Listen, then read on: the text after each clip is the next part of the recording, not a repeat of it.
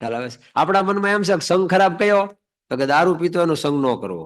ભાઈ દારૂ પીતો હોય ને તમને એમ નહીં કે કથામાં ન જતો. જગદીશ તને કોઈથી કીધું જો કે તું દારૂ પીવાનો સંગ ન કરતો, પણ જોયા તો હોય ને.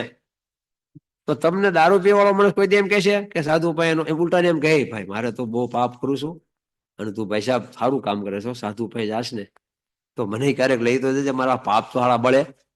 તો છે કુસંગી, દારૂ પીવે છે, ચોરીઓ કરે છે, માંસ ખાય છે, ભ્રષ્ટાચાર કરે છે, ખોટું કરે છે, આ દુનિયાને હેરાન કરે છે, ત્રાસવાદી છે. તો એક રીતે જોઈએ તો શું છે ભાઈ, મોટા મોટો ભયંકર કુસંગ છે. પરંતુ આપણા મોક્ષમાં એ ખોબો નહીં પડે, આપણને એમાં હેત થાય તો મળી, તો એની જેવા લક્ષણ આપણામાં આવે, આપણે એવા કુસંગમાં માર્ગે ચડી જઈએ. તારે ઓલો કુસંગ કેવો છે, સારો દેખાય છે ભેખની પાછળ, કે બધી રીતે સમર્થ દેખાતા હોય, મહાન દેખાતા હોય, કલ્યાણના દાતા દેખાતા હોય, પરંતુ દુનિયાનો મોટા મોટો, વિશ્વનો મોટા મોટો કુસંગ.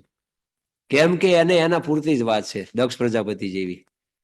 એને ભગવાનને કાંઈ લેના દેના નથી. એને તો મારું હું આ દુનિયામાં સમજણ પડી, મારો તો સાબડું મારું પૂંછડું લાંબુ ને ધજા મારી જ ઊંચી થવી જોઈએ.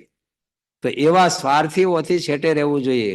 એને આજ્ઞારી લેવા દેવા નહીં ને ઉપાસનારી લેવા દેવાની, એને કાંઈ લેવા દેવાની. એને તમે એની ખીચડી પકાવો તો જ એની હારે લેવા દેવું. માટે ભગવાનના ભક્તને ખરાબ દેશમાં ન રહેવું. સાંભળજો, હવે ચાલુ કરું છું.